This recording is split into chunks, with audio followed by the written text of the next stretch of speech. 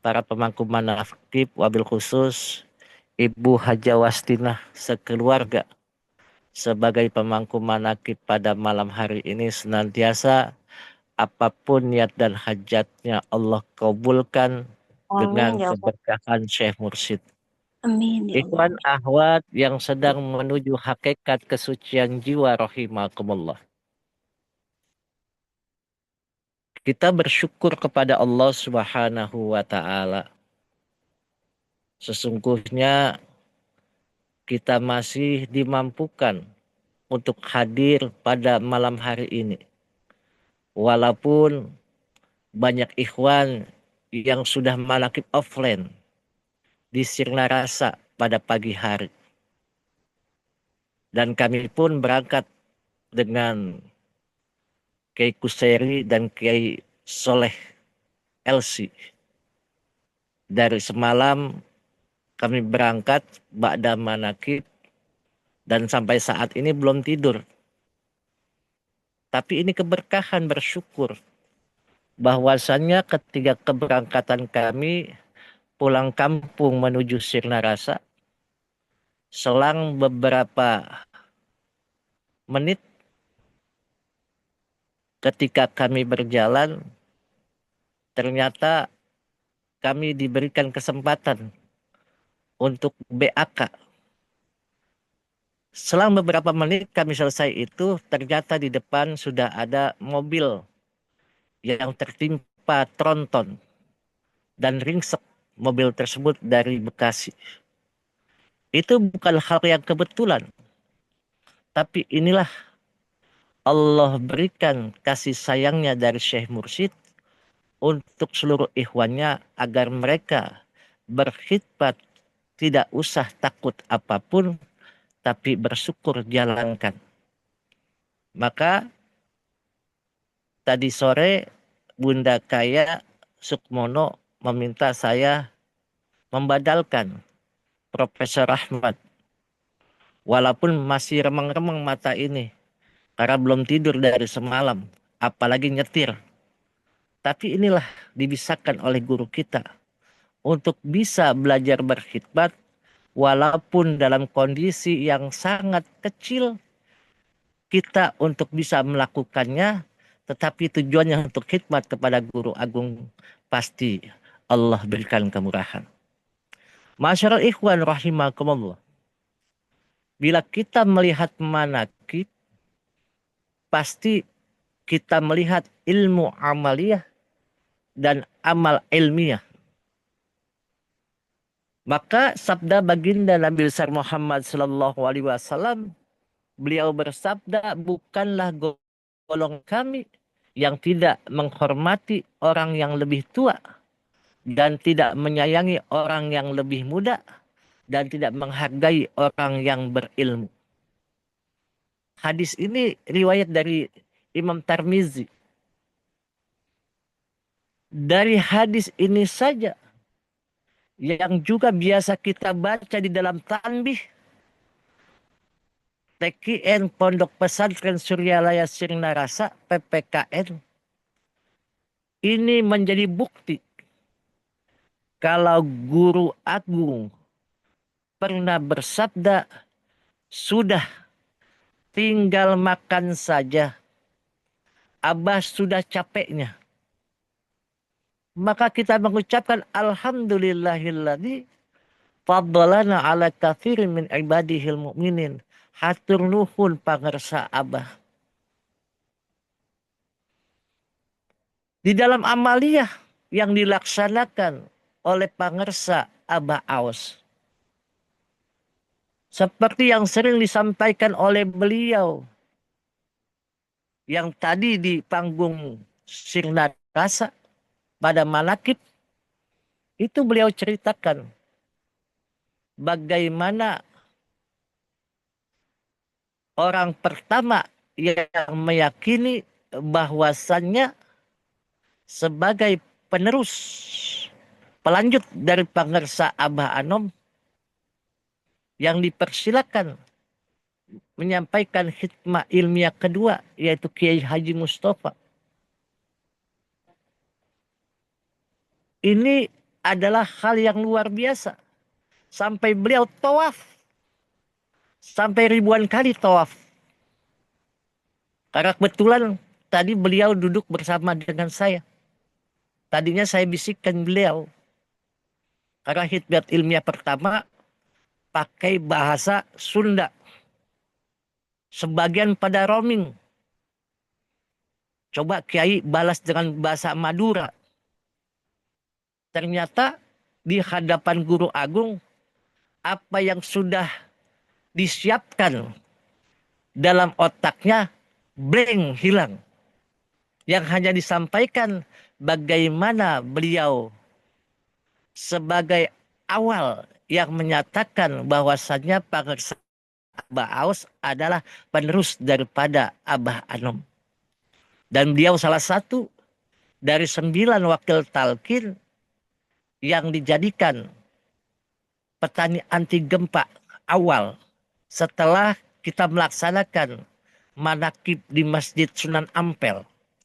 Itu berita daripada 9 wakil talqin yang diangkat oleh Pangersa Abah Aus. Itu tidak termasuk yang awal yang mengikuti langsung adalah Kiai Haji Muhammad Soleh Mukhtar Hujatul Arifin.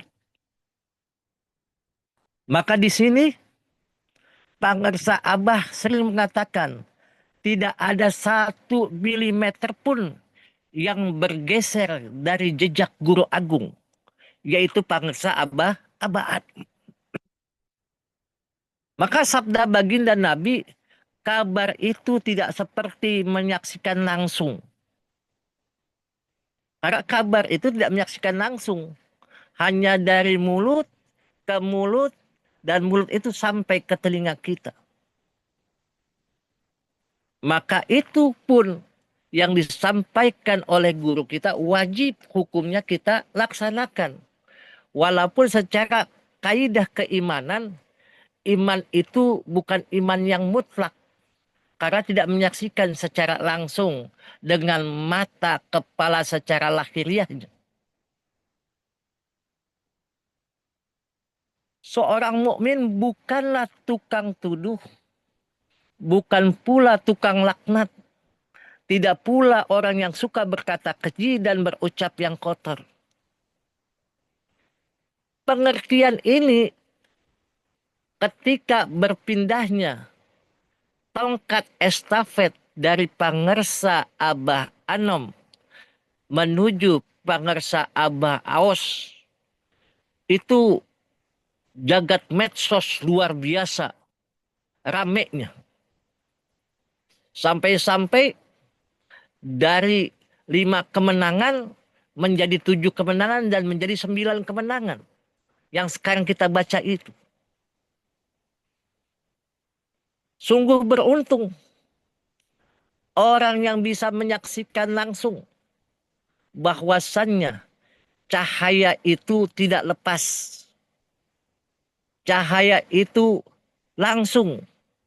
Andaikan Pangersa Abah Anom sebagai pencetak wali tidak bisa mencetak wali sebagai penerusnya, yaitu wali mursyid, maka Abah Anom kalah dengan pohon pisang.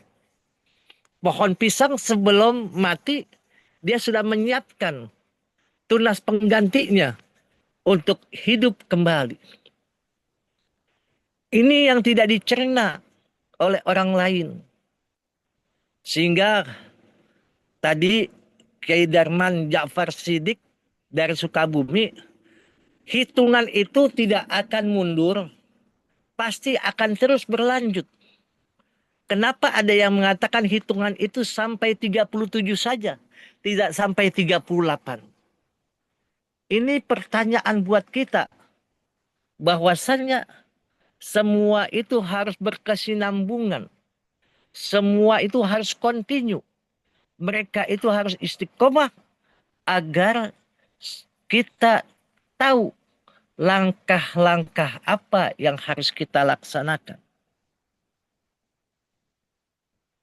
Maka ketika Siti Aisyah bertanya, Ya Rasulullah, dengan apakah kelebihan setengah manusia dari setengah manusia lainnya? Maka Rasulullah menjawab dengan akal. Kata Siti Aisyah, itu untuk di dunia ya Rasulullah. Bagaimana di akhirat? Maka dijawab pula oleh Rasulullah dengan akal.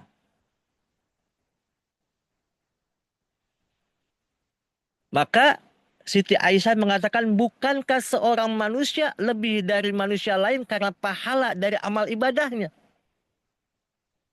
Maka Rasulullah menjawab lagi, hai Aisyah, bukankah amal ibadah yang mereka kerjakan itu hanya menurut kadar akalnya? Sekedar ketinggian derajat akalnya. Begitulah ibadah mereka. Dan menurut amal itu, pahala yang diberikan kepada mereka. Padahal Allah sudah menciptakan pada diri manusia antara akal dan nafs. Yang memang dari berbagai literatur cerita, antara akal dan nafsu itu bertentangan. Ketika akal ditanya, man ana wa anta, maka akal menjawab, anna abduh anta khalik. Aku hamba, engkau Tuhan, engkau pencipta. Tapi dikala nafsu ditanya, ma anna wa anta, siapa aku dan siapa engkau? Tapi nafsu menjawab, ana, anta. Saya, kamu. Maka dimasukkan ke dalam neraka dingin selama, ada yang mengatakan 100.000 tahun. Entahlah. Tetapi itu Allah siksa dengan neraka tersebut. Apakah nafsu akan sadar dengan itu? Pas diangkat kembali, ma'anna wa amta.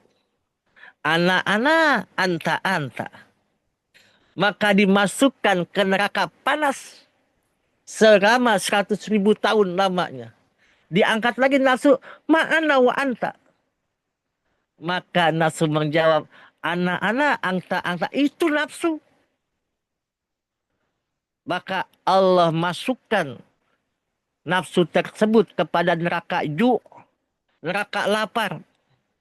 Selama 100.000 tahun, dalam kitab Daqaikul Akbar, maka nafsu ditanya, ma'anna wa anta. Anna abduh anta khalik. Ternyata akal itu betul-betul mengerti tugasnya di muka dunia ini. Dia akan menghamba kepada siapa yang menciptakannya. Dia akan berjalan sesuai dengan cahaya Allah. Tetapi berbeda dengan nafsu.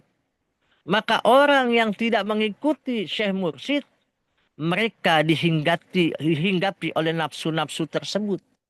Yang mereka menjadi hilang akal, hilang kesadarannya. Maka mereka tidak mengikutinya. Ini yang menjadi bagian daripada diri kita semua. Bagaimana setiap manusia diberikan akal ruhani dan akal jasmani.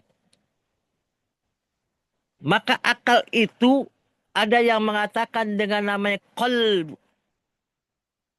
Dalam bahasanya, hati dalam kosakata Arab adalah qalb, yang berarti jantung. Dan diserap lagi menjadi kata kalbu atau qalbu. Secara fisik jasmani, qalbu adalah jantung. Secara batin atau rohani, jadi hati. Maka ada yang menggabungkan dengan jantung hati. Ini untuk membedakan dengan hati secara medis, secara kedokteran, yaitu lever. Beda dengan hati yang disampaikan oleh Rasulullah dan orang-orang yang memang diberikan cahaya ilahiyah sehingga mengatakan bahwa hati itu adalah jantung. Maka ketika disebut kolbu atau hati atau akal yang dalam diri kita, sehingga dia berpikir jernih, sejatinya mencakup jantung secara fisikal dan hati secara spiritual. Maka tanpa ada cahaya dalam akal tersebut, mereka akan tersesat. Mereka tidak akan sampai kepada tujuan utamanya. Maka semua itu harus dilalui dengan banyak berzikir kepada Allah.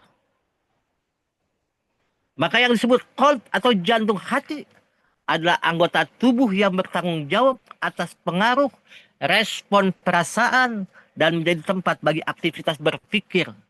Dengan nalar, memahami, merenungi, juga bertawakal, dan mempercayai sesuatu, dan masih banyak aktivitas lain.